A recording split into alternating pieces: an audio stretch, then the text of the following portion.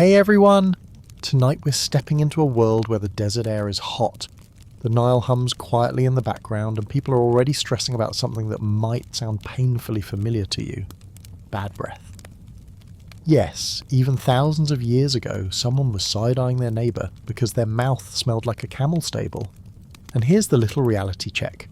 You probably wouldn't survive one day in their sandals.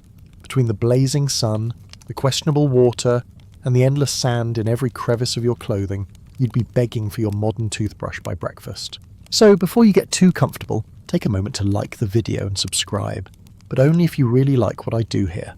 And hey, do me a favour, post your location and the local time in the comments. I love seeing where you all are tuning in from and how late or early you're drifting off with this history. Now, turn off the lights, maybe turn on the fan for some soft background music, and let's get started tonight. You shuffle along with a small group of villagers at dusk. The air smells like wood smoke and roasted barley, but when someone leans in to whisper, you notice it. A sour onion-like odour that makes you instinctively lean back. Congratulations, you've just experienced what ancient Egyptians noticed thousands of years ago. They were probably thinking the same thing. There's got to be a way to fix this. For ancient people, fire was a gift, but it was also a curse for your breath. Roasted meats, charred grains, fermented beer, they all left behind lingering scents. And while no one in ancient Egypt was brushing with minty toothpaste before bed, they did have a strong sense that foul breath wasn't just unpleasant. It was a sign of imbalance, maybe even sickness. Historians still debate whether Egyptians were truly concerned with oral hygiene or if it was more about ritual purity, but either way, they noticed. Picture yourself at an evening gathering by the Nile. Someone has brought figs, someone else brings beer thick enough to chew, and everyone talks loudly about the flooding of the river and the harvest. Then one unlucky soul opens his mouth to laugh, and BAM! There it is, the gust of sour air that clears the room faster than a sandstorm.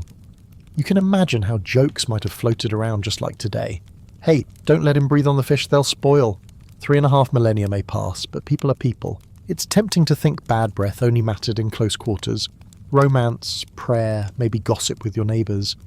But in Egypt, the stakes were higher. Breath was tied to life force, the literal breath of life that God's bestowed.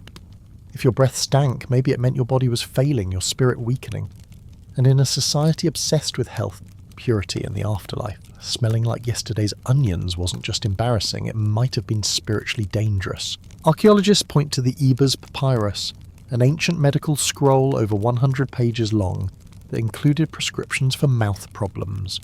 There's debate about whether some of those recipes were for halitosis or tooth decay, but the principle is there. The Egyptians took the mouth seriously. After all, it's how you breathed prayers, sang hymns, and whispered secrets to your gods. The mouth was a sacred gateway. Now imagine you standing in that dry desert evening taking note of what tools you have around you. You don't have Colgate, you don't have a peppermint Tic Tac. What you do have is a wide landscape of plants, resins and spices. The Egyptians were nothing if not resourceful. If your camel breaks down, you don't call Tobit, you patch the saddle with reeds and keep moving. Same thing with your breath, you grab what nature gives you and experiment. Here's a quirky tidbit. Some evidence suggests that bad breath might have been worsened by the Egyptians' love of garlic and onions, which they ate constantly. Imagine walking into a tomb mural feast. Roasted duck, bread, honey cakes, and yep, giant piles of onions. Delicious, yes. Romantic? Not so much. Yet onions were considered healthy, protective even. Soldiers chewed them for strength. Workers munched them for endurance. So the very food that gave you power also gave you breath that could knock out a hippopotamus. The irony writes itself. And this is where our sleepy history stroll becomes a bit funny. People have always had to balance taste, health, and social acceptability. Egyptians were no different. Maybe you picture a worker trudging home from the pyramids, sweaty, dusty, stomach full of garlicky bread, and his wife raising one eyebrow as he leans in for a kiss. That stenant look says, "Go chew on some frankincense before you come near me."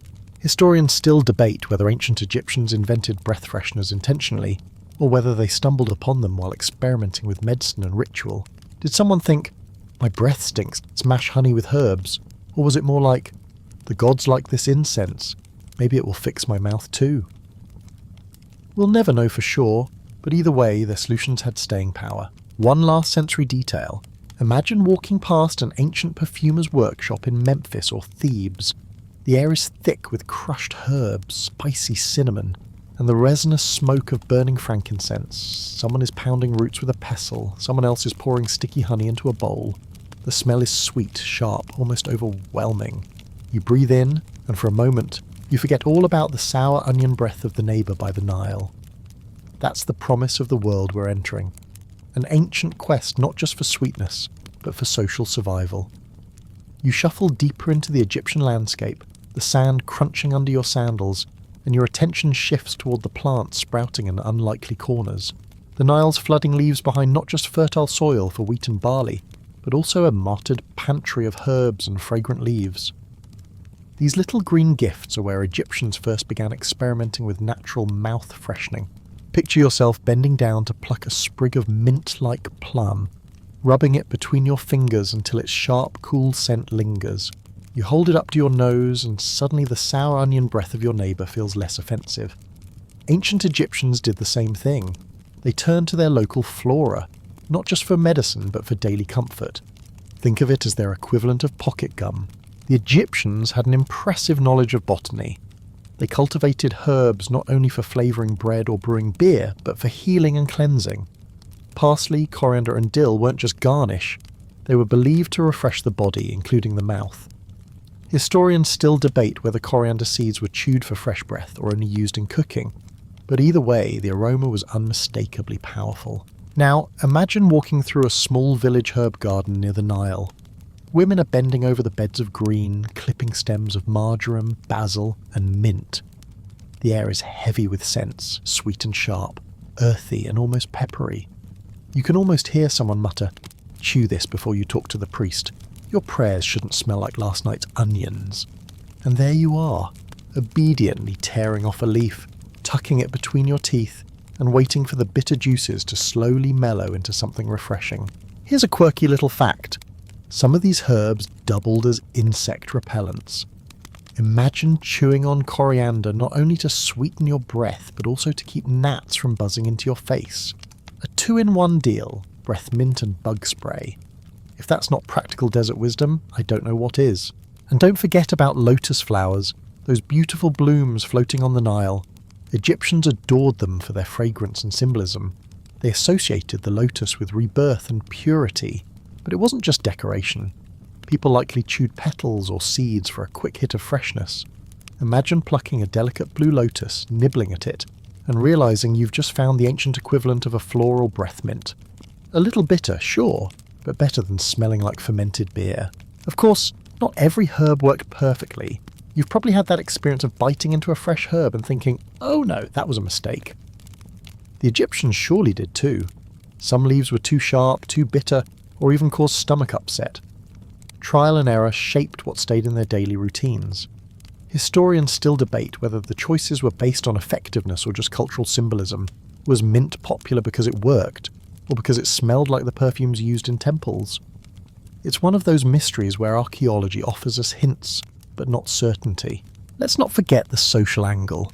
You're at a small gathering, neighbours sitting on mats, sharing bread dipped in oil, laughing over some silly village gossip. You glance around and notice someone casually chewing a sprig of parsley, like it's the most normal thing in the world. Another person passes around coriander seeds, crunching them noisily between teeth.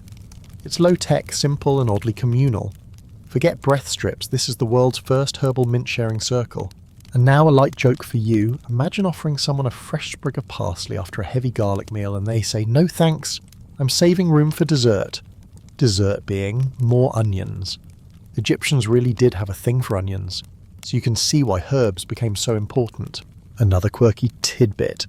Certain herbs were believed to carry protective powers. Marjoram, for instance, was tied to rituals of health and well-being. Chewing it might have been less about fresh breath for date night and more about warding off evil spirits. If your breath smelled better in the process, that was just a bonus. Think about how sensory this world was. You lean close to the Nile, inhale the moist air mixed with the aroma of lotus blossoms. You crush mint between your teeth, taste the bitter oils spreading slowly. You feel the gritty crunch of coriander seeds under your molars. It's not glamorous, but it's grounding. In an age without toothpaste, Egyptians created a sensory toolkit that kept their mouths at least tolerably pleasant. As you walk away from the garden, your breath laced with the faint sharpness of herbs, you realise something profound. This wasn't just personal hygiene. It was culture, symbolism, health, and even spirituality rolled into a single leaf. The herbs of Egypt were doing double duty, refreshing the mouth, connecting the chewer to the divine, and keeping social interactions just a little more tolerable. And remember, next time you pop a stick of gum into your mouth, you're participating in a tradition as old as the pyramids themselves. You shuffle further along a dusty street in Thebes, watching merchants set up their stalls as the sun climbs higher. The smell of spices floats in the air, sharp, earthy, and a little overwhelming. Here you notice something new.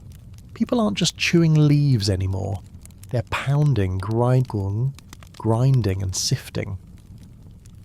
Herbs are being transformed into fine powders, sprinkled into bowls and rubbed into mouths.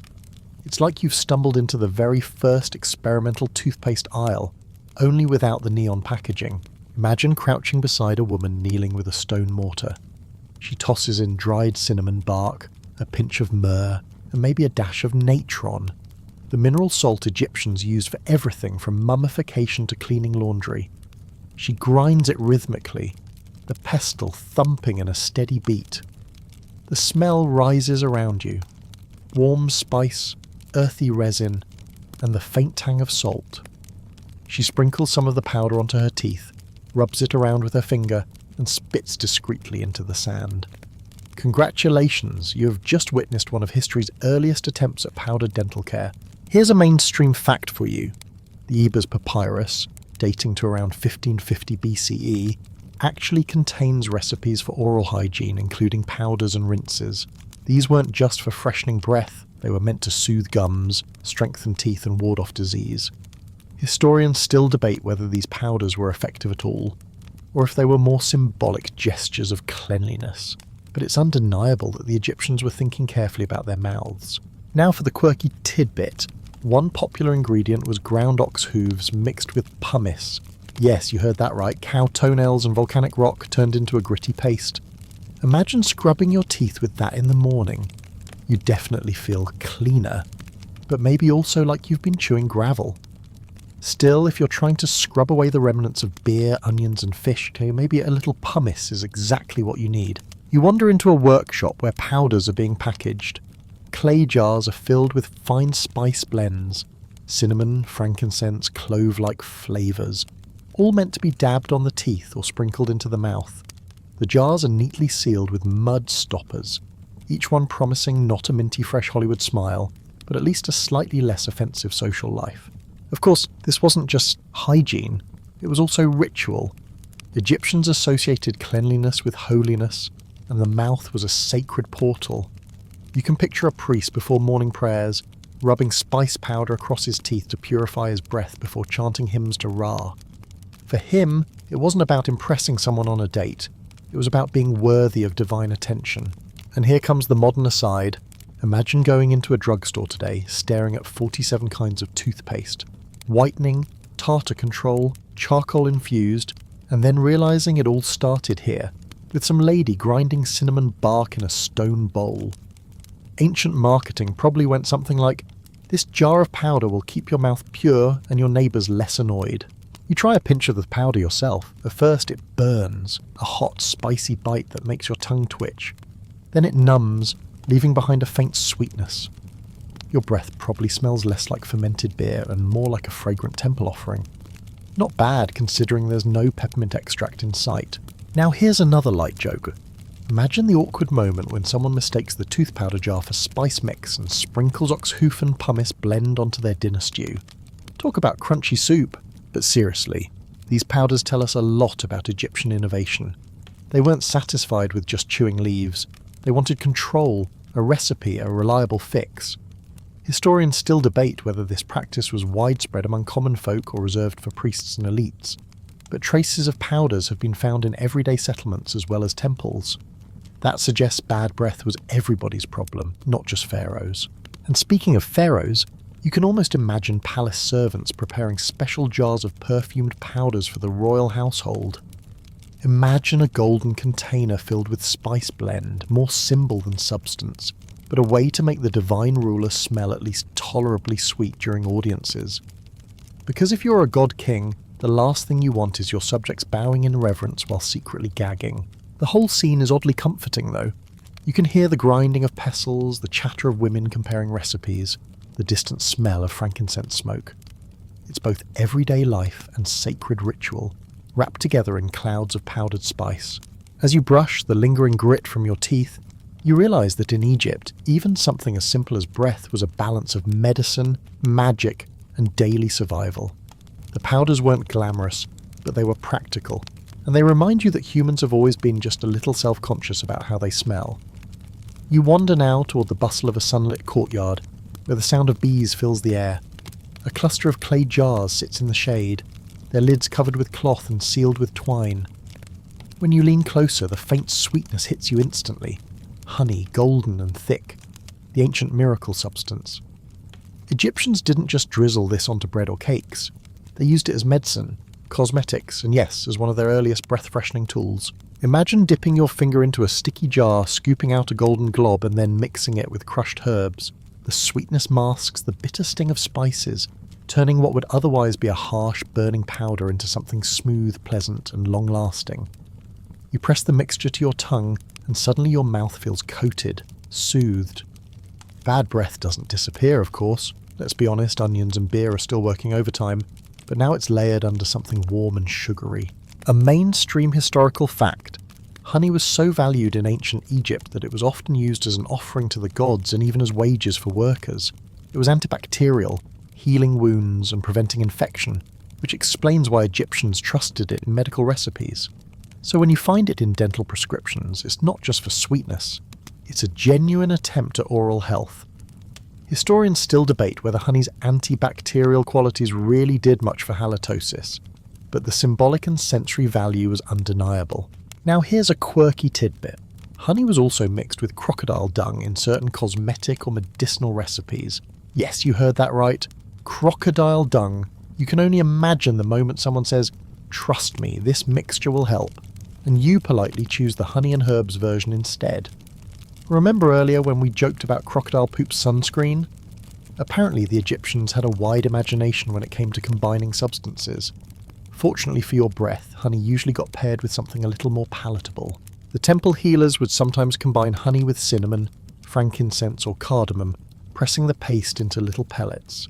Picture yourself rolling one of those pellets in your palm. It's sticky, fragrant, and oddly familiar. You pop it into your mouth, chew gently, and realise you're basically enjoying the ancestor of a modern mint drop. It's not far-fetched to think that someone 3,000 years ago was smacking their lips on the same mixture, hoping their lover wouldn't recoil during a stolen kiss by the Nile. Socially, this made sense. Imagine showing up at a festival, dancing, drinking thick beer and eating roasted meats. Your breath afterward? A desert disaster. But if you had a pellet of honey and herbs tucked into your pocket, you could save yourself from ridicule. Egyptians were no strangers to humour, and you can bet they made jokes about foul breath the way we tease about morning breath today. Maybe a friend hands you a honey pellet with a grin, "You'll thank me later," when you're talking to her. And let's not forget the role of honey in romance. In love poetry preserved from ancient Egypt, the beloved's lips are often described as sweet as honey. That wasn't just metaphor, it was sensory reality. Sweetness equaled desirability. If your kiss actually tasted sweet, you had a literal edge in the dating game. You can almost imagine someone slipping a honey pellet before a romantic tryst, hoping to live up to the poetry. Now for another light joke. You're chewing this sticky honey and spice ball, and suddenly it lodges in your teeth. You're fumbling awkwardly with your tongue trying to free it, while your date patiently pretends not to notice. Ancient awkwardness, alive and well. Another dimension to honey use was spiritual. Priests used honey-based concoctions during rituals, sometimes smearing mixtures across lips as a way to purify speech. After all, your words were offerings to the gods. Wouldn't you want them delivered with the aroma of cinnamon and honey instead of garlic beer fumes? The mouth was a holy gateway, and honey was its sweet shield. Historians still debate whether honey was reserved for the elite, or whether even common households regularly used it for breath fresheners.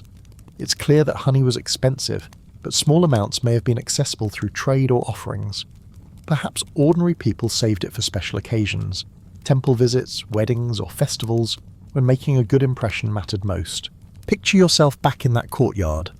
A servant hands you a small clay bowl filled with a thick paste of the honey and herbs. You roll it into pellets, setting them on a reed mat to dry. They glisten in the sun, sticky little jewels of sweetness.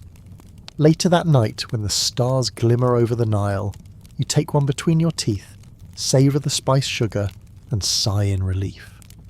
Your mouth feels fresher, your spirit lighter, and maybe, just maybe, you've convinced the gods that you are pure enough to speak.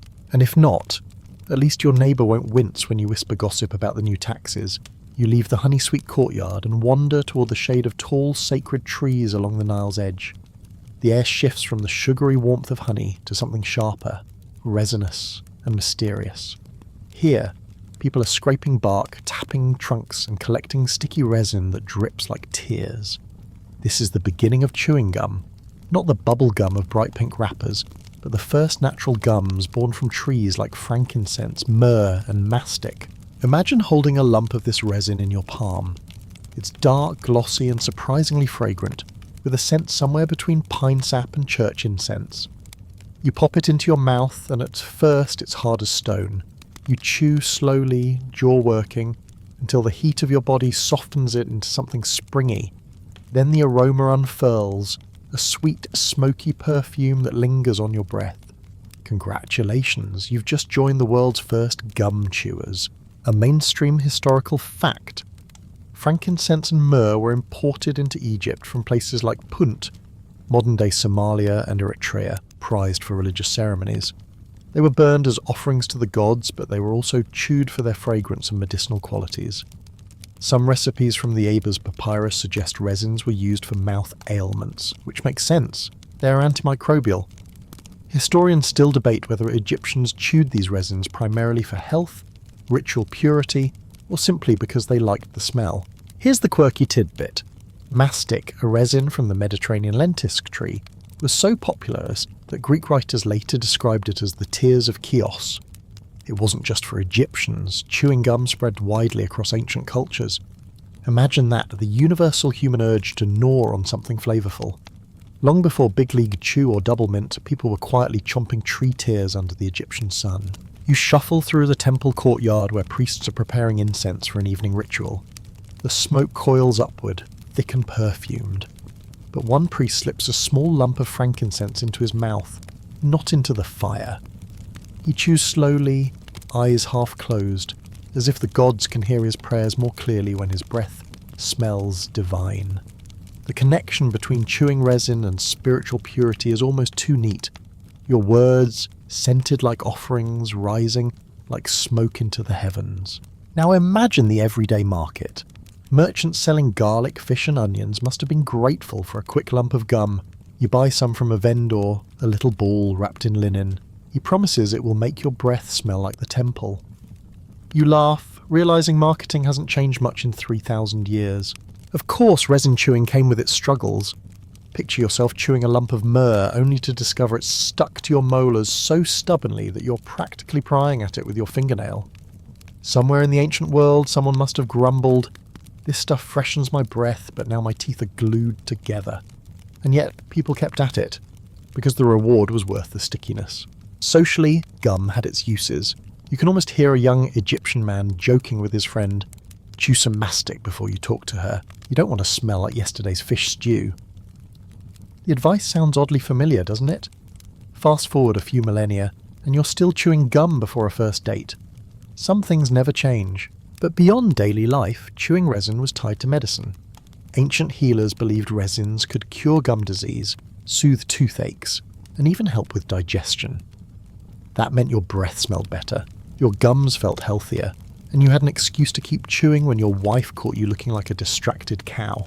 Historians still debate whether resin chewing was widespread among the poor, given that frankincense and myrrh were expensive imports.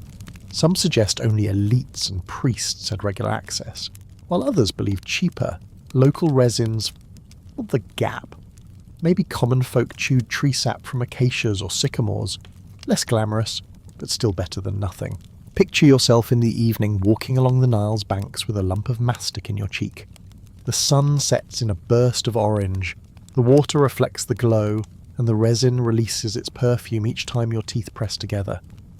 Your neighbour walks beside you, chewing too, and suddenly you realise you're both part of a ritual as human as breathing. Chewing isn't just about fixing bad breath, it's about rhythm, habit, and a comfort. And here's your light joke for this stretch.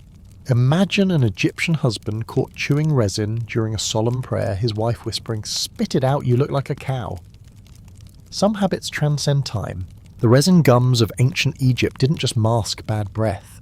They link the mundane with the sacred, the everyday meal with the eternal soul.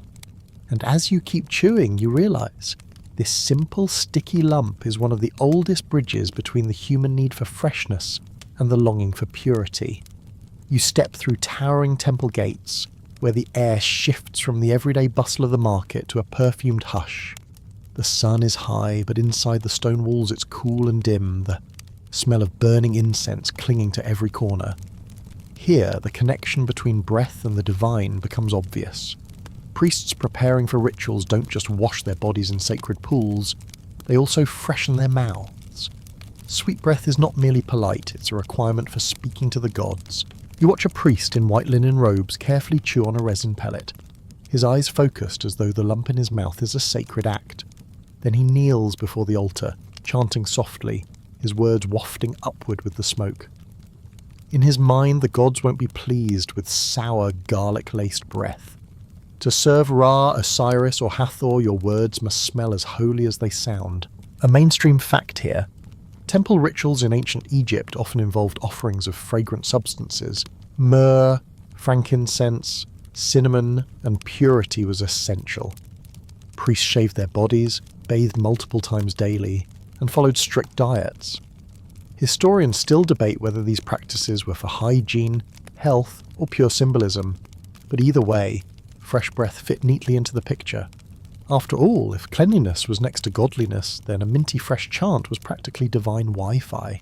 Now for the quirky tidbit.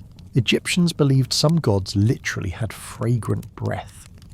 Hathor, goddess of love and joy, was described in hymns as having a scent like lotus blossoms. Imagine the pressure. If your goddess smells like a blooming lotus pond, you can't exactly approach her smelling like stale beer and onions. The bar was set high and priests had to rise to it. You shuffle further into the temple where acolytes are preparing incense cones, mixing herbs, resins and honey. One priest dips a cone into powdered cinnamon, another arranges flowers, and a third casually pops a bit of frankincense gum into his cheek. The connection between incense and chewing gum is so close you almost laugh. It's like the ancient version of matching your breath mints to your room air freshener. Picture yourself sitting at the back of the temple, listening to the low hum of chanting. The air is thick with smoke, your clothes smell like sweet resin, and every word spoken is layered with the faint aroma of herbs. In this moment you realise fresh breath wasn't just about not offending your neighbour, it was a spiritual duty. Your breath carried your prayers. If it smelled foul, maybe the gods would wrinkle their noses. Here's a modern aside for you. Imagine if your Wi-Fi password depended on how your breath smelled. Suddenly everyone would carry Altoids like holy relics. For the Egyptians, that was reality. The connection to the divine ran straight through the mouth. Social life also tied into this. Think of a young initiate priest, nervous before his first ceremony. He chews nervously on a resin pellet, wondering if his breath is pure enough. His mentor leans over and whispers, "Remember, the gods can smell as well as hear." It's part humour, part seriousness, and entirely relatable, because who among us hasn't popped a mint before a big presentation? And now your light joke. You imagine a priest finishing his sacred chant, turning to his fellow priests with breath that smells like cinnamon and honey, and one of them muttering, at least this time it's not onions." Even holy men had to live with human reality. Historians still debate whether ritual mouth-freshening practices were unique to priests or also practiced by ordinary Egyptians in their own household shrines. It's possible that even common families chewed herbs before making offerings at their little altars. After all, if you believe your household god cares about burnt bread and spilled beer, why wouldn't he care about your onion breath too? The temple environment amplifies everything: the glowing braziers, the low thump of drums, the thick air filled with myrrh and lotus perfume. You feel your own mouth reflexively water as you smell it, like you're chewing the incense through the air itself. Each inhale and exhale feels deliberate, heavy with meaning. Your breath becomes part of the ritual, even if you're just standing quietly in the back watching. You leave the temple at dusk, the golden sun flooding the sandstone walls, and realize that in ancient Egypt fresh breath was more than cosmetic. It was cosmic. It was the difference between words that reached the gods and words that fizzled in the smoky air. And as you step back onto the busy street, you can't help but chuckle at the thought that somewhere, in some quiet corner of the temple, a priest probably tucked a resin pellet into his cheek just to keep from being that guy with the bad breath during hymns. You slip away from the hushed incense of temples and find yourself walking along a grand avenue lined with sphinx statues. Ahead, palace walls gleam in the late afternoon sun. Here, among the elite and the ruling class, fresh breath takes on a whole new meaning. It's not just about surviving garlic-heavy dinners or impressing neighbours, it's about projecting status. If you're a pharaoh or a high official, even your smile has to remind everyone that you're closer to the gods than ordinary mortals. Imagine stepping inside a royal chamber where servants are busy preparing tiny golden containers.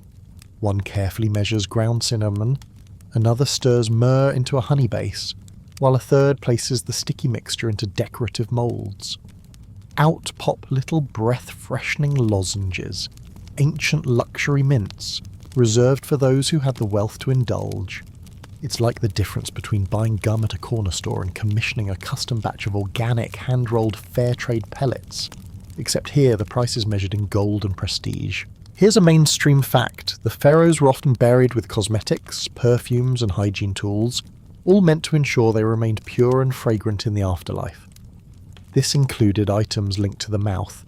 Some tombs even contained jars of resin pellets and honey mixtures. Historians still debate whether these were meant for actual use in daily life or purely symbolic gifts to ensure eternal sweetness in eternity.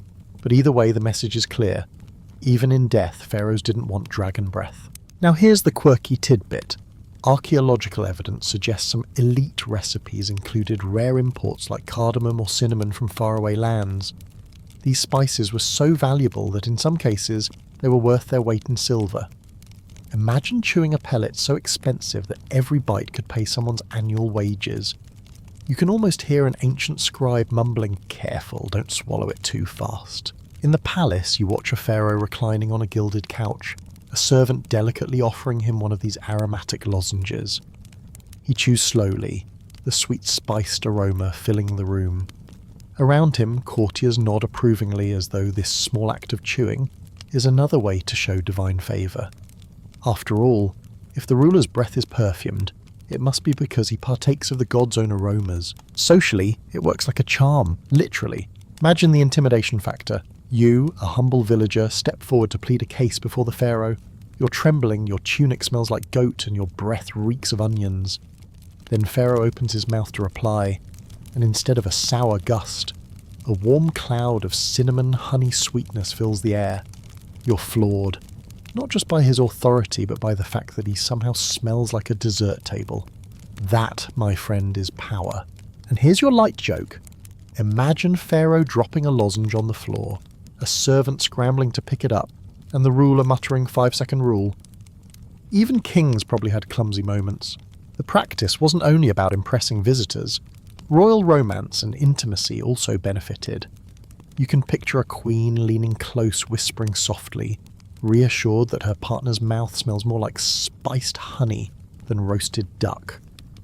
Ancient Egyptian love poetry often compared lovers' lips to sweetness, and now you realise those metaphors weren't just poetic, they might have been practical. Historians still debate whether breath fresheners among the elite were common daily indulgences or reserved for ceremonial and public occasions. Some argue that only the wealthiest households had regular access to imported spices, while others believe the palace kitchens churned out enough for courtiers and even favoured guests. Either way, the association between fresh breath and elite life was strong. Imagine strolling through the palace kitchens. Giant clay jars brim with honey, heaps of imported spices rest on reed mats, and servants are busy rolling sticky pellets while others grind powders. The scent is overwhelming, a mix of sugar, spice and smoke that clings to your clothes as you leave. It's a sensory reminder that luxury in Egypt wasn't only about gold or jewels, it was about how you smelled, how you tasted, and yes, how your breath carried itself across a room. By the time you exit the palace gates, the sky is streaked with pink and orange. You can still taste the imagined sweetness lingering on your tongue, and you realise that for pharaohs and nobles, breath wasn't just about hygiene, it was a statement. A golden smile, a honeyed kiss, and a cinnamon-scented decree could all mean the difference between reverence and ridicule. And deep down you can't help but laugh at the thought that across centuries the most powerful man in Egypt still cared about the same thing you do before a first date, whether his breath smelled okay. You leave the palace grounds behind and make your way down to the bustling heart of the city, where dusty streets buzz with chatter, clinking pottery, and the bleating of goats being herded toward the market. The air is thick with aromas, fresh bread baking, fish just pulled from the Nile, piles of garlic and onions, and spices spread out on reed mats. This is where ordinary Egyptians bought their daily food, shared gossip, and, of course, worried about their breath. Picture yourself wandering through the rows of stalls. A vendor waves a bundle of coriander seeds under your nose, promising they'll mask last night's beer fumes. Another calls out from behind jars of dried mint, urging you to chew a few leaves before you talk to your in-laws. A woman with trays of honey pellets, slightly stickier and rougher than the palace versions, advertises them as cheap but sweet enough to fool the gods. You can almost hear the banter and laughter rolling through the crowd. Here's your mainstream fact. Archaeological records show that the average Egyptian diet was heavy on grains, onions, and beer. Delicious and sustaining, yes, but all of these contributed to the kinds of breath issues that made freshening remedies essential. Historians still debate whether markets regularly sold dedicated breath mints, or if people simply bought herbs and spices for cooking that doubled as fresheners. Either way, the daily marketplace was the place to find them. Now for the quirky tidbit. Some evidence suggests vendors even sold small cones of perfumed fat designed to melt on the head during feasts, releasing sweet smells. While those were mostly for body fragrance, you can imagine someone jokingly holding one near their mouth and pretending it worked as a giant breath mint. Ancient humour wasn't so different. You used whatever you had to tease your friends. You shuffle along and pause at a spice merchant stall. The air is so strong with cinnamon and cumin that your eyes water. He leans in conspiratorially and says, "For just a few copper dabans, I'll give you the kind of resin pellet priests chew before prayers." It's probably an exaggeration, but you hand over the coin anyway, because who doesn't want to smell like a holy man? You bite into it, and the bitter edge tells you it's more filler than frankincense, but hey, at least it's better than fish breath. The marketplace is also where gossip thrives. You overhear two women talking as they examine jars of honey. "Her husband never chews mint before the temple," one says, rolling her eyes. The other replies, "No wonder the gods ignore his prayers." You stifle a laugh, realizing that bad breath was a social faux pas, long before the age of toothbrush commercials. Here's your light joke. Imagine a vendor shouting, "Fresh coriander seeds guaranteed to make your mother-in-law think you're respectable." Marketing hasn't changed much, promises just shift with the times. Another dimension of the market is its role as a hub for imported goods. You spot bundles of dried cardamom pods clearly brought from far-off lands. They're more expensive than local herbs, so chewing one is both a status symbol and a breath remedy. Maybe you buy just a single pod, savouring the burst of exotic flavour as you crack it open between your teeth. For a few moments you feel like royalty, even though you're standing in dusty sandals surrounded by goats. Historians still debate how much of this everyday commerce trickled down into actual household practice. Did common people really chew imported cardamom, or was that just for the wealthy? Perhaps most families stuck to parsley, dill and mint from their gardens, saving the fancy stuff for festivals. But when you're walking through the market, you can't help but feel the energy of exchange, flavours, smells and solutions for the eternal problem of halitosis. And don't forget the kids. You spot a group of children running past, laughing, each chewing on a stick of sugarcane. Sweet juice dribbles down their chins and they grin with sticky teeth. Not exactly a cure for bad breath, but certainly more pleasant than onion fumes. Maybe they're the lucky ones, oblivious to social rules, just happy to gnaw on something sweet. The noise swells around you. Shouts, laughter, the clatter of pottery lids. You take a bite of flatbread, wash it down with a sip of beer, and feel your own breath turn heavy. Quickly you reach for that pellet you bought, chew it until the spice fills your mouth, and exhale in relief. It's not perfect, but in this marketplace of smells you're just blending in. As you leave, the sun dips lower, casting long shadows over the stalls.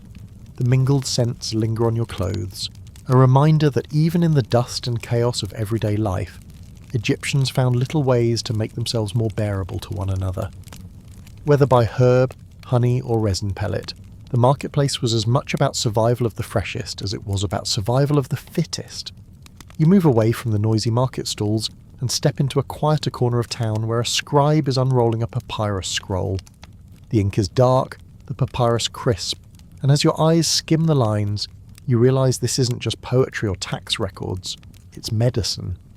These scrolls, like the famous Ebers Papyrus, were filled with recipes for ailments of every kind, and the mouth was no exception. Egyptians wrote down instructions for treating sore gums, aching teeth, and yes, the dreaded problem of foul breath.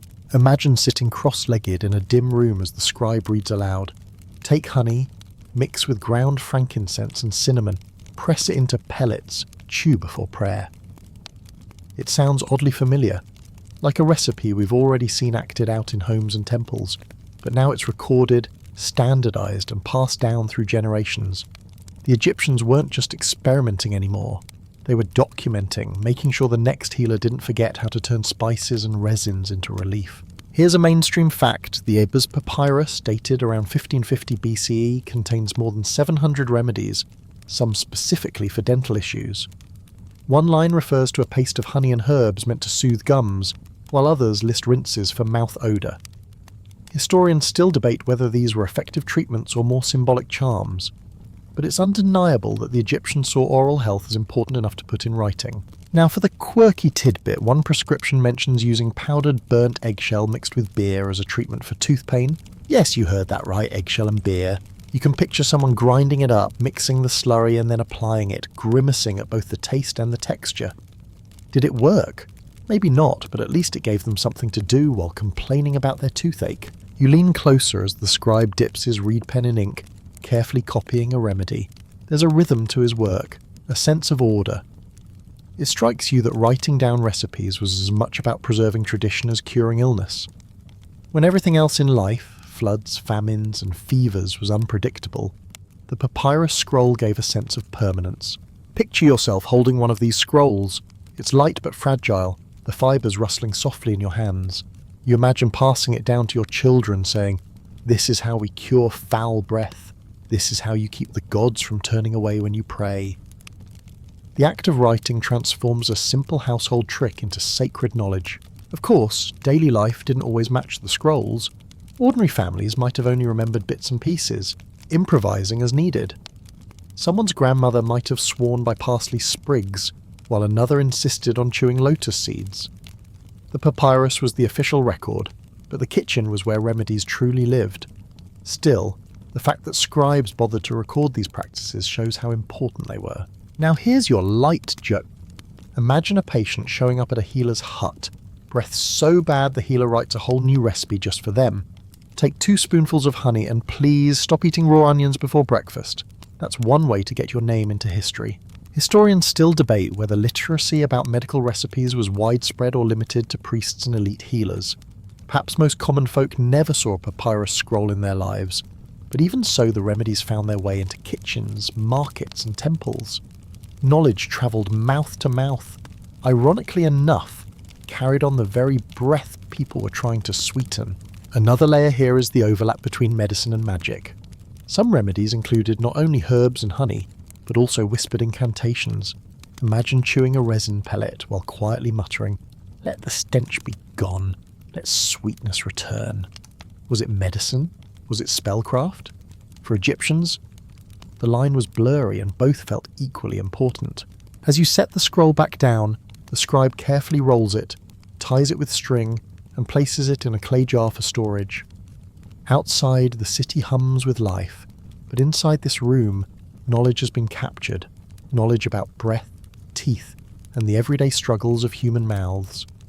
You realise that bad breath wasn't just a nuisance. It was a concern worth recording in the annals of history. Walking back into the sunlight, you can almost taste the mixture described: honey, cinnamon, resin, maybe even that questionable eggshell and beer paste. Not all of it sounds appealing, but you can't deny the intention. Egyptians were determined to make their mouths worthy of both human company and divine favour. And as you head down the street, the thought lingers, maybe the next recipe waiting in the scroll is the one that finally worked. The scrolls slip from your thoughts as you wander into the warmth of an evening gathering. Lamps flicker, casting shadows on mud brick walls, and laughter spills from doorways. Families sit on reed mats, sharing bread and beer, gossiping, telling stories. The smell of roasted duck drifts through the air, mingled with, you guessed it, onions.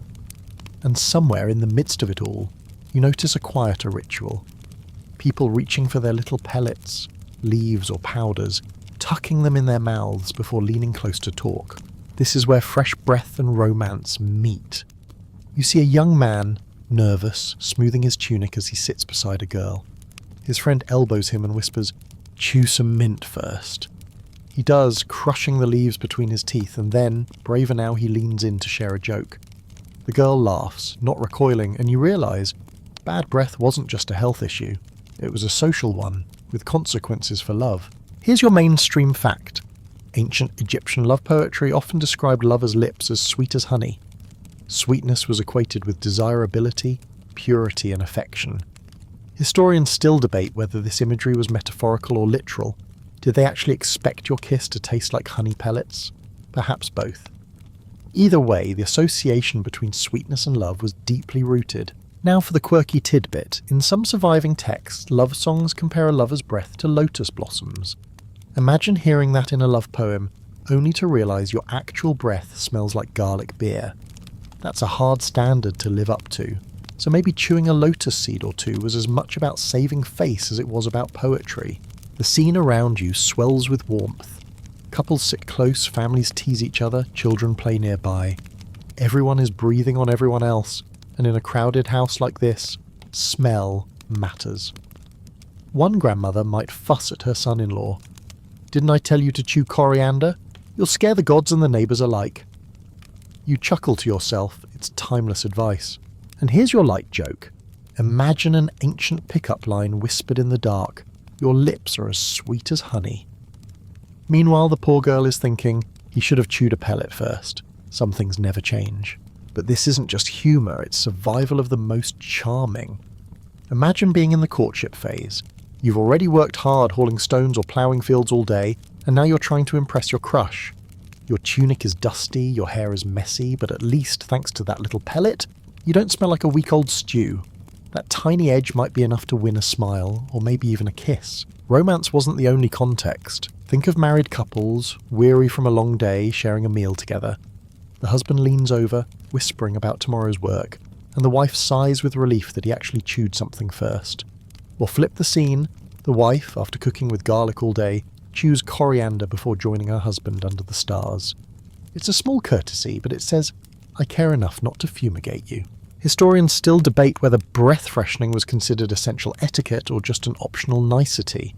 Some argue it was linked mainly to religious purity, while others believe it seeped into everyday family life. What's certain is that the idea of sweetness, as a taste, a smell, a symbol, was deeply tied to intimacy. Imagine a festival night by the Nile. Torches blaze, drums echo, and couples sneak off into quieter corners. One boy offers his sweetheart a honey pellet, pressing it into her hand like a secret gift. She pops it into her mouth, giggles at the stickiness, and then leans close. In that moment, you can see how something as small as fresh breath becomes part of the larger dance of courtship and connection. And for one more smile, picture a husband caught without his mint leaves, leaning in for a kiss, and his wife pulling back with mock disgust. Go talk to the goats until you fix that. A timeless joke wrapped in the humour of domestic life. The night deepens, the songs grow softer, and you feel the pulse of human connection around you.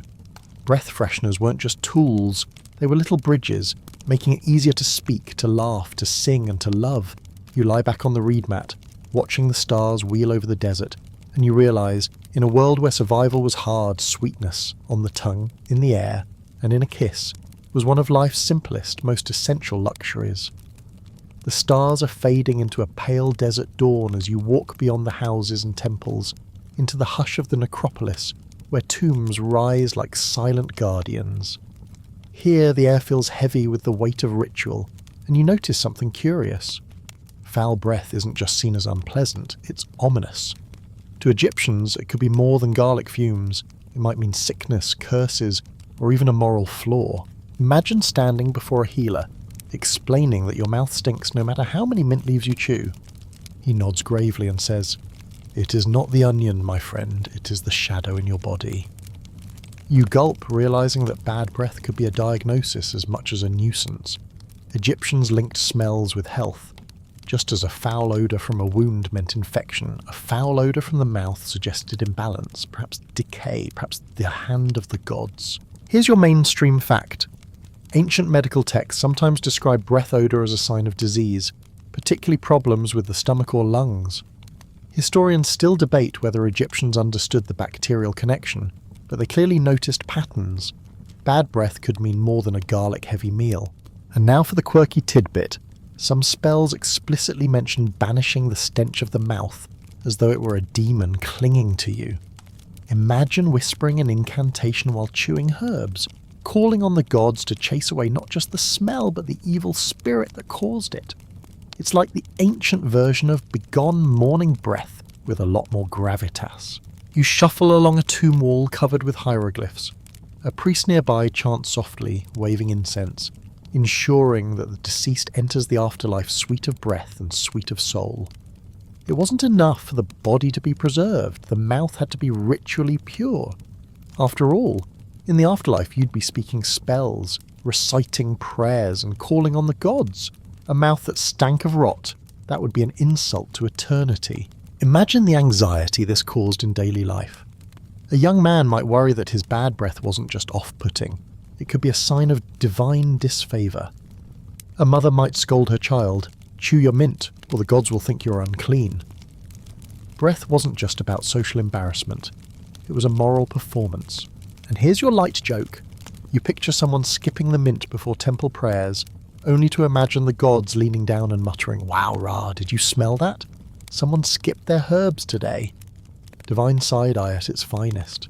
The idea of bad breath as bad omen also shaped how people treated each other. Maybe neighbours whispered about someone with chronic halitosis, saying he was cursed or sick. Perhaps a woman avoided her husband, not because of the onions, but because she feared the smell meant illness. Foul breath carried a shadow of suspicion, mingling hygiene with fear. Historians still debate whether this fear was medical, magical, or both. Some argue that priests used the idea of breath purity to enforce ritual standards. If you wanted to participate, you had to pass the sniff test. Others believe it was a practical medical observation wrapped in religious language. In truth, it was probably both. Egyptians rarely separated health from the divine. Your body and your soul were woven together like threads on a loom. Picture yourself chewing resin at dawn, not just to be polite, but to reassure yourself. My breath is sweet, therefore my body is sound, my spirit is pure. The chew becomes a quiet act of hope, even protection. Each bite of frankincense or honey pellet is like saying, "I am safe, I am blessed, I am clean." And if it didn't work, well, at least your neighbour would stop wrinkling their nose. As you walk away from the tombs, the first sunlight creeps over the desert hills, warming your face. You feel the resin soften in your mouth, its fragrance rising in each exhale. Somewhere between health, magic, and social courtesy, the Egyptians had created a ritual that turned something ordinary into something sacred. Bad breath was never just a smell. It was a signal, a story, and sometimes even a warning. You wander down to the riverbank where the Nile glitters like a ribbon of liquid sunlight. Boats sway gently, their sails catching the breeze, and the shouts of sailors rise above the slap of oars. This is no ordinary cargo. Bundles of exotic spices, carefully packed in woven baskets, are being unloaded onto the docks. For Egyptians, the Nile wasn't just a highway of life. It It was also the great conveyor belt that delivered freshness from distant lands straight into their mouths. Picture yourself watching a merchant unwrap fragrant cardamom pods from Nubia or cinnamon bark from lands even further south and east. The aroma is dizzying, sweet, warm, and unlike anything you've smelled before. These spices were rare, expensive, and powerful. To chew on one was more than breath control. It was a taste of the world beyond Egypt, a reminder that their civilization was connected to a vast, buzzing network of trade. Here's your mainstream fact. Egypt's trade networks reached as far as Punt, modern-day Somalia and Eritrea, and possibly even India, bringing in exotic goods like frankincense, myrrh, cinnamon, and cardamom. These were prized not only for rituals but also for everyday remedies, including oral care. Historians still debate exactly how far these trade routes stretched during different dynasties, but the evidence of imported spices in Egyptian recipes is hard to deny. Now for the quirky tidbit. Cinnamon was so mysterious that some ancient writers believed it grew in nests guarded by giant birds. Imagine explaining that to your neighbour. Sorry, this spice costs extra, we had to dodge eagle attacks to get it. Whether true or not, it added a layer of exotic drama to chewing a cinnamon stick after a garlicky meal. You shuffle onto a docked boat, the deck creaking beneath your feet. Sailors squat near the cargo, passing around a few cardamom pods, cracking them open with their teeth, and chewing slowly. The spicy, sweet taste spreads across their tongues, masking days of dried fish and sweaty work. They laugh, their breath suddenly carrying a hint of something far more pleasant than river grime. You realise for sailors these little seeds were survival tools, not just for health but for morale. The market buzzes louder than ever when such shipments arrive. A wealthy woman lifts her veil to sniff a pod, her eyes lighting up. She buys a handful, likely to impress guests at a dinner where the scent of exotic spice will mingle with honey cakes and wine. For her, it's both status symbol and breath remedy. Imagine casually popping cardamom during a feast. It tells your neighbours, I'm worldly enough to afford imports and considerate enough not to reek of onions. And here's your light joke. Imagine a sailor boasting, my breath smells like cinnamon bark from Punt, only for his friend to retort, mine smells like yesterday's fish stew. Suddenly no one wants to sit next to the fish breath guy. The Nile wasn't just about luxury goods, it democratized freshness in small ways. Even if common folk couldn't afford exotic spices, the awareness trickled down. Maybe someone chewed local herbs while daydreaming about what cinnamon must taste like, the way we imagine rare chocolates or wines today. It created a cultural sense that freshness, sweetness, and aroma connected you to something larger than your village. They tied you into the rhythm of global trade. Historians still debate how regularly ordinary Egyptians had access to these imported breath fresheners. Some argue they were reserved for priests and nobles, while others point out that even modest households occasionally had small amounts, likely as rare treats. Whether or not everyone chewed cardamom daily, the symbolism was clear. Exotic spice equaled refinement, health, and closeness to the divine. Picture a feast by the riverbank. Torches flare, dancers move to the beat of drums, and food is piled high, fish, bread, onions, figs. Before leaning close to tell a secret or recite a poem, someone slips a cinnamon stick into their mouth, chewing slowly, letting the heat mask every pungent trace of dinner. For a moment, the line between survival, romance, and ritual blurs. And as you step off the dock, the night breeze carrying spice and smoke toward you, you realise something profound. Fresh breath wasn't just a private matter in Egypt, it was part of an international story, carried on riverboats, sealed in baskets, and shared in laughter. The Nile gave life, but it also gave sweetness, carried from distant lands straight into the mouths of those who wanted to smell, taste, and even be a little more divine. The sun has long since dipped below the horizon, and you find yourself walking through a quiet alley lined with mud brick homes. The bustle of the market and the perfume of imported spices fade into the background. Here, in the stillness of night, Egyptians turned to something even older than trade or medicine: magic. Bad breath wasn't only seen as a physical nuisance, it was also thought to be caused by spirits, curses, or unseen forces. And so, alongside herbs and honey, they used spells and charms to keep their mouths and their souls sweet. Imagine an old healer sitting cross-legged on a reed mat. She crushes coriander seeds in a mortar, mixes them with honey, and whispers an incantation as she works. May the stench depart, may sweetness remain. She rolls the paste into small pellets, hands them to her patient, and insists he chew while repeating the words. Whether or not the science was sound, the ritual gave comfort. You can feel how chewing becomes not just a habit, but a chant in itself, each bite syncing with the rhythm of hope. Here's your mainstream fact. In Egyptian healing, medicine and magic were often inseparable. Medical papyri frequently combined herbal recipes with written spells, as if words and plants together formed a double cure.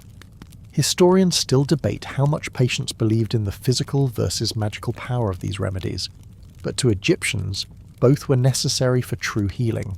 Now for the quirky tidbit. Some spells warned that foul breath might attract malicious spirits, the way rotting food draws flies. Imagine lying in bed at night, whispering a charm not just to sweeten your breath, but to keep invisible demons from hovering over you. It's both eerie and oddly relatable, the ancient version of reaching for a mint because you don't want to kill the mood. You shuffle past a doorway where a young couple is preparing for a feast. The woman ties a small charm around her husband's neck, a bead inscribed with words promising freshness. He chews a resin pellet, then recites a line of prayer under his breath. The combination, the herb, the honey, the words, becomes his insurance policy for the night. He may not know if the gods are listening, but at least he feels safer, sweeter, and more presentable. And here's your light joke. Picture a man forgetting his charm at home, then panicking halfway through the festival. Great, now if my breath stinks, everyone will think I'm cursed. Anxiety, then as now, had a way of spiralling. Some households took it further. Imagine tying herbs above your bed, believing their fragrance would purify your breath while you slept. Or placing a small bowl of resin under your pillow, trusting that its smell would seep into your dreams and keep your mouth clean. Quirky? Absolutely. But if you've ever fallen asleep with a peppermint lozenge in your mouth, you're closer to ancient Egypt than you might think. Historians still debate whether these charms were truly believed to cure bad breath or if they were more about reassurance, what modern scholars might call placebo. Either way, the blending of taste, smell, and whispered words created a powerful psychological effect. After all, confidence in your own freshness could be just as important as the reality. You stop at another home where a mother is teaching her child a simple rhyme. Sweet breath, sweet words, sweet gods. The boy chews a mint leaf, giggles at the bitterness, and repeats the rhyme until it sticks. This small act ensures that the next generation will carry on the tradition of combining herbs with magic. It's bedtime and the charm feels as natural as a lullaby. The alley grows quiet, shadows deepening. The only sounds, the occasional bark of a dog and the rustle of palm leaves in the breeze. You feel the resin pellet in your mouth soften, releasing its perfume with every chew. You whisper a line yourself, half spell, half joke, let the onions vanish. You smile at the absurdity, but also at the comfort. Magic or not, the act itself feels soothing. And as you lie back under the stars, you realise that for Egyptians, freshness wasn't only about health or status. It was about protection. Sweetness meant safety, from sickness, from spirits, from suspicion. Whether or not the spells worked, they gave people something to hold on to in a world that was as unpredictable as the desert winds. The night air softens as you wander back toward the city's edge, where scribes and scholars gather by lamplight to argue, jot notes, and compare findings. The scene feels surprisingly modern. Clusters of intellectuals debating over what the ancients really knew, what they guessed, and what they simply made up along the way. And you realise, even thousands of years later, we're still piecing together their minty mysteries. Here's your mainstream fact.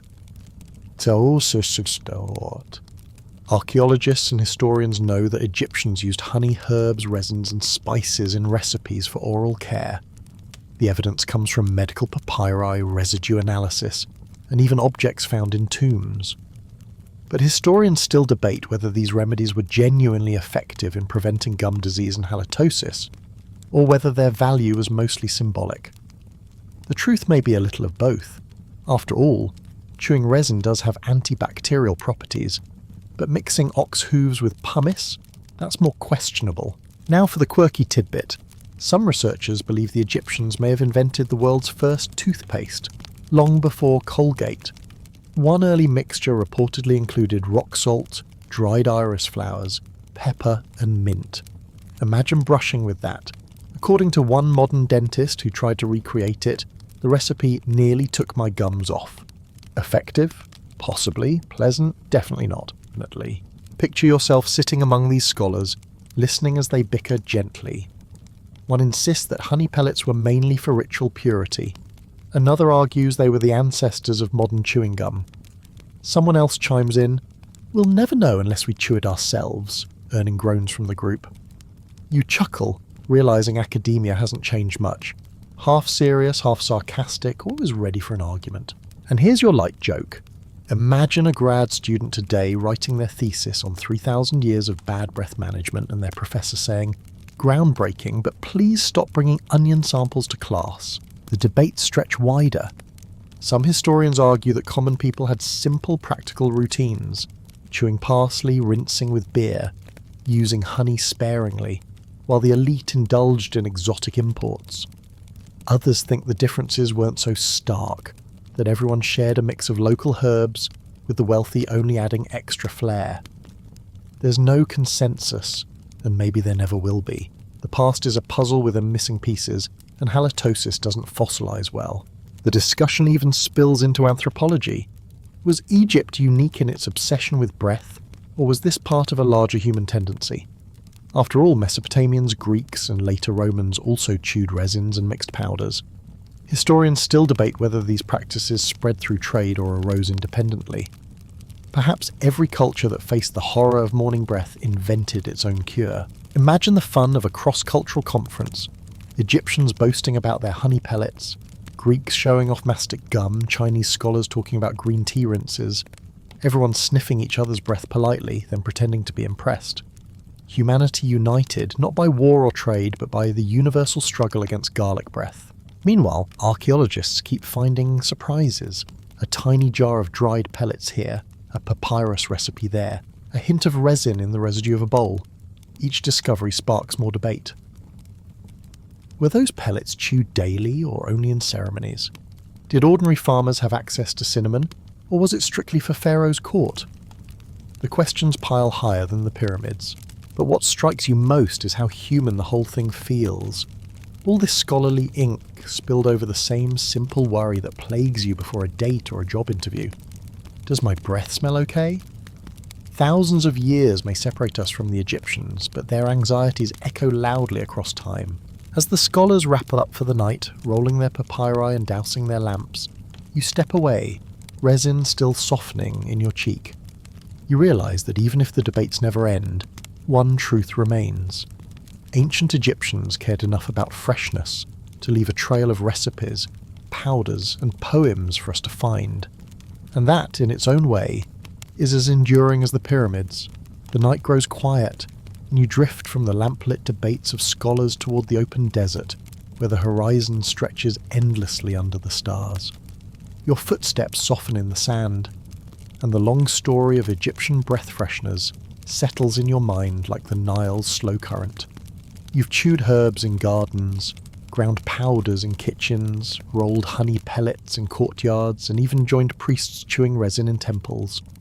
And now, as the desert breeze cools your face, you step gently into the legacy of it all, the echoes of sweetness that reach into your own world today. Here's your mainstream fact. Many of the same ingredients the Egyptians used, mint, honey, cinnamon, and resins, still appear in modern breath fresheners and toothpastes. Historians still debate whether Egyptians invented these ideas independently, or shared them with neighbouring cultures, but their continuity is striking. Thousands of years have passed, and you still reach for mint when you want to be presentable. Now for the quirky tidbit. Some modern companies have actually tried recreating ancient Egyptian recipes for toothpaste and pellets. Most testers report the same reaction. Wow, this burns, but I guess my mouth feels clean.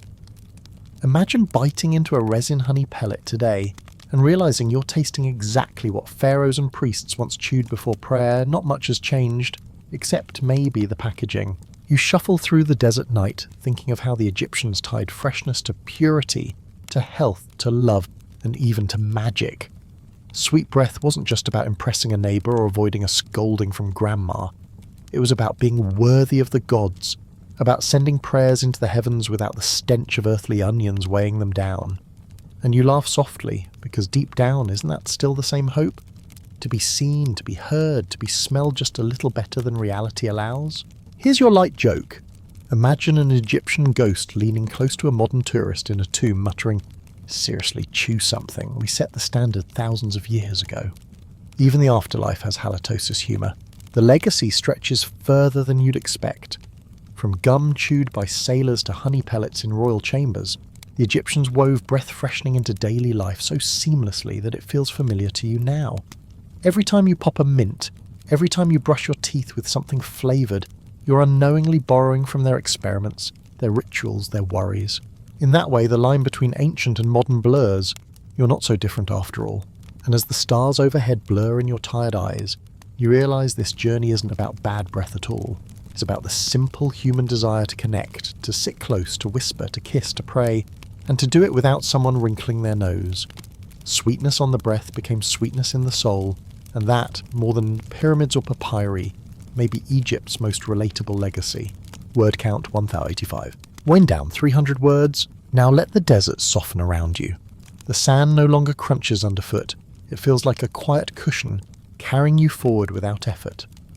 The stars stretch endlessly like scattered jewels across velvet, and the Nile whispers in the distance, its water sliding gently over stone. Every breath you take is slow, sweet and calm, no longer filled with onion fumes or resin smoke, but with the soft night air of imagination. You've walked through markets, temples and gardens, and though the noise and bustle were vivid, they're fading now as if dissolving into the horizon. All that remains is the gentle hum of human connection, the shared laughter, the whispered prayers, the tender kisses carried through time. You see that these little rituals, these herbs and honeys, were never really about perfection. They were about kindness, about making life just a bit easier, softer, sweeter for those around you. The ancient Egyptians are far away now, their jars sealed, their papyri rolled tight, their temples silent, but their voices echo in the smallest acts of your own day. The way you brush your teeth, the way you reach for gum before meeting a friend, the way you lean in close without thinking twice. Their story has already merged with yours, woven gently into the rhythm of human life. So let your eyes close slowly. Let your body sink into stillness. Feel your breath even out, calm and steady, each exhale carrying away the dust of the desert, each inhale filling you with cool night air. You're safe, you're quiet, you're drifting. Sweetness lingers, not on your tongue, but in the thought that across thousands of years, people have always cared enough to make the world just a little more pleasant. Good night.